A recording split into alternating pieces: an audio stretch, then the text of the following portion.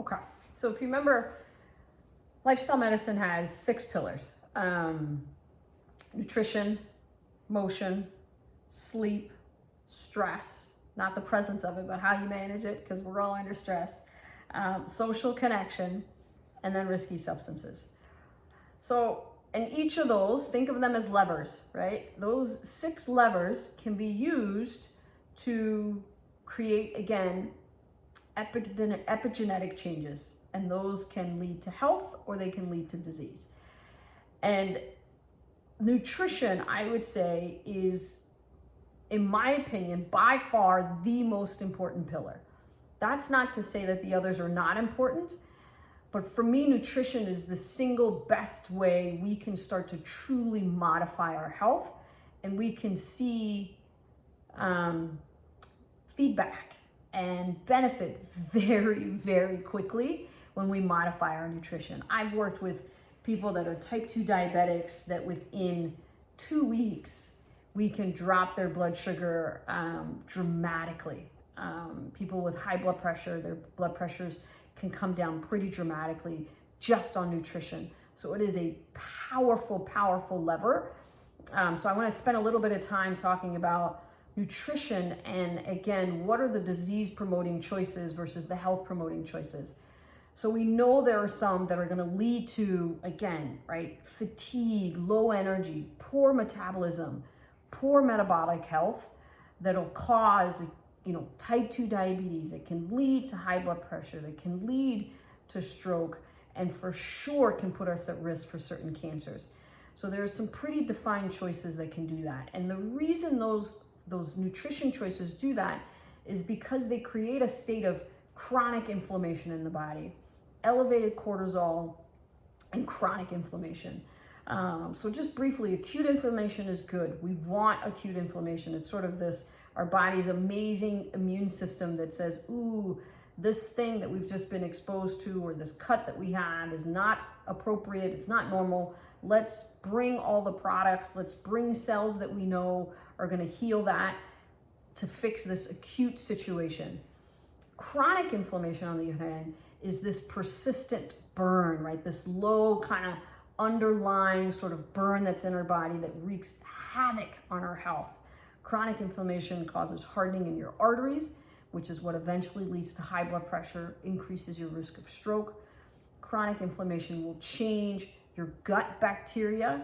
That gut bacteria and your gut is responsible for a huge amount of your immunity. So if you think about your thyroid function, if you think about creating hormones that are necessary, estrogen, testosterone, all those things are going to be not going to work efficiently if we don't have good gut bacteria, and our nutrition choices that create chronic inflammation change our gut bacteria. Chronic inflammation also causes cells to divide inappropriately, multiply faster than they should. That's essentially the underlying cause for cancers, certain cancers. We see that more in hormone-related cancers, but we can see them in other ones, but hormone-related breast cancer and prostate cancer. Colon cancer now, where we're sort of really seeing more and more tied towards our nutrition. And again, these foods and these choices that create this chronic inflammation that causes these changes, one of them being uncontrolled cell multiplication, which is cancer. And then it can occur in any part of the body, really. But in different parts, we call it a different cancer. So chronic inflammation is truly kind of that root cause. And our nutrition can create that chronic inflammatory state in our body.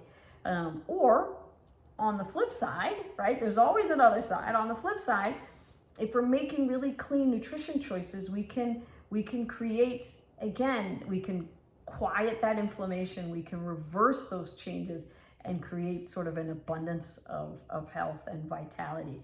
So I pulled this stuff from my cabinet, right? So this is all stuff that we have in our house. So let's just talk about what are the things that lead to chronic inflammation. So we know that refined sugars, like highly processed foods, definitely lead to chronic inflammation. So one example that I found in my cabinet right now are these little chocolates.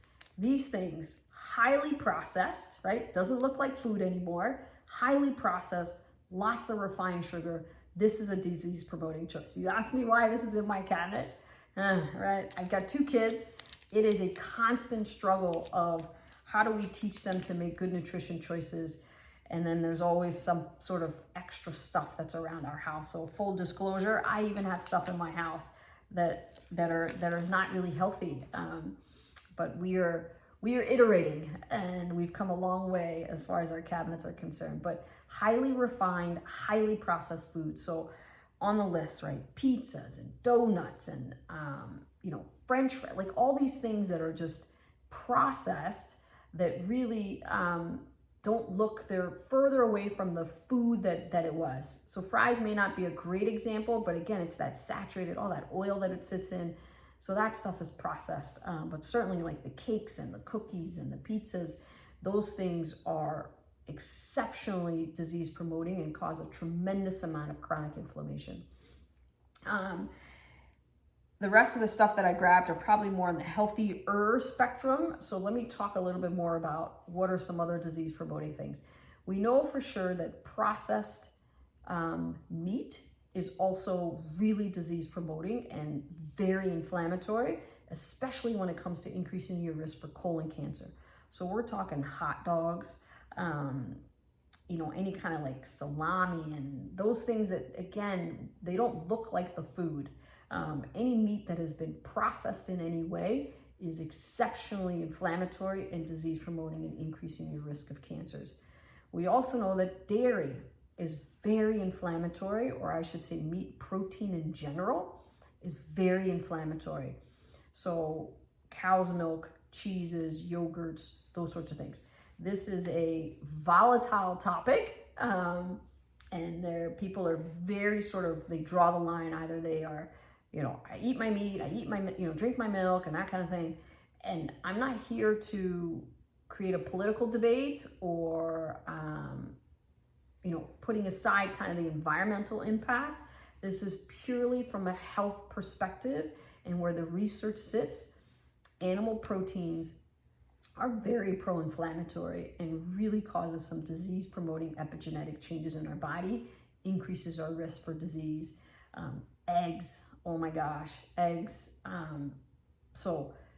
And you can choose to sit on that spectrum where you want, but if you're truly looking to change your metabolism, if you're looking to lose weight, if you're looking to certainly reverse any disease, by gosh, if you've been told you have cancer, those are just hard lines you should just 100% take out of your nutrition.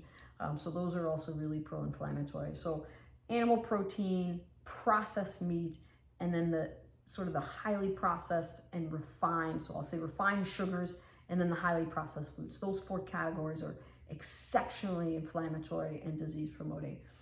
Then you can say, okay, well, what are going to be healthy choices? Think of food as food. So if it's a whole food, it looks like the food, it is 100% health promoting. There's this really bad, again, I did it. Don't say bad. I'm telling myself not to say bad, right? There's, in my opinion, inaccurate advice being handed down, and again, specifically to diabetics, that fruit is not a good choice. Fruit is 100% a good choice. It is a whole food. Some of them have sugars, but your body can handle this.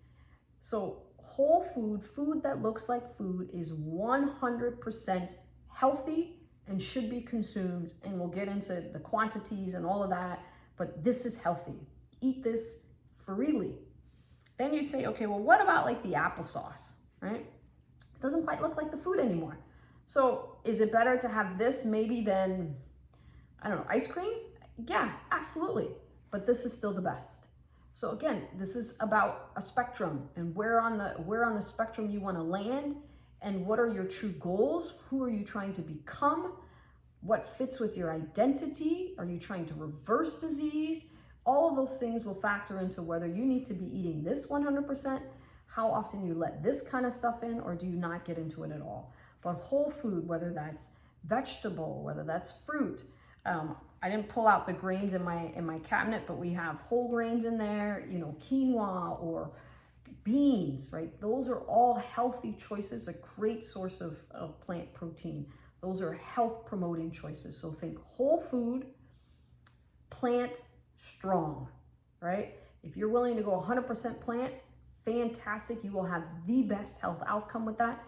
But even 90% in that direction will confer some benefit. So whole food, food that looks like food, that's as close to 100% plant strong or plant predominant as you're willing to get, even to your proteins. And we'll get into how do you get your protein. That's huge misconception that if you're vegetarian, you somehow can't get protein, which is totally false.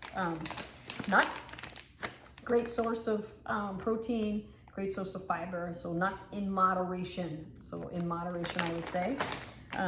I tend to like something crunchy times. So I've found these Wassa crackers are actually pretty good. We'll go through like how to decipher a whole grain, meaning is this really, is it more refined carbohydrates, or do we have whole grains in things that are packaged as opposed to a whole food? So I'll give you some tips around that, but this is a pretty good choice if you need something crunchy. I usually put some sort of almond butter on that. Love that as a snack. And then dates, right? Good old-fashioned Medrol dates, fantastic, great source of fiber. So this is also a pretty decent choice. Again, you don't want to plow through a whole thing of dates, but that's a good little sweet choice if you need something sweet. So as far as disease promoting, excuse me, top things, refined sugars, right? Any kind of added sugars, refined sugars, processed foods, for sure. Processed meats, and I apologize, I should add red meat to that. Processed and red meat, really pro-inflammatory, really disease promoting. And then really animal protein in general. So now we're even down to the chickens and the turkeys and all of that. But your eggs and your cheese and your milk, right? That's animal protein. So you really want to try to lean on your plant-based protein. Again, it's a spectrum. It's not about perfection. It's about finding, where you want to be on that spectrum based on your goals, your identity, who you want to become. Are you trying to reverse disease? Or you have a new cancer diagnosis? Are you looking to lose weight?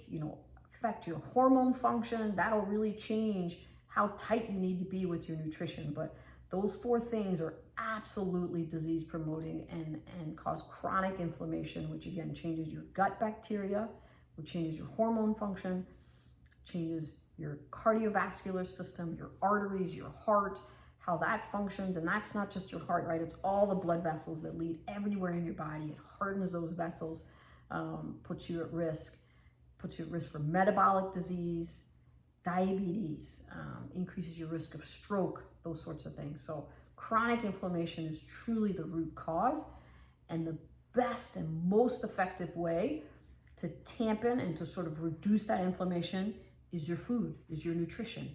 The thing you do multiple times a day is where you make the biggest sort of benefit when it comes to your health. Remember I said, it's not what you do every once in a while. It's not the glass of wine once a year at your birthday party. It's not, I went on vacation and I had some sweets and did these things for 3 to 4 days. It's what you do every single day, multiple times a day. That's what makes the biggest benefit. So make those choices, create the repetition there, and you'll get the biggest benefit to your health. So pop in, share, what have you changed? Have you already changed things? Have you tried things that have worked for you? Share some tips in the community, and let's provide some support to each other.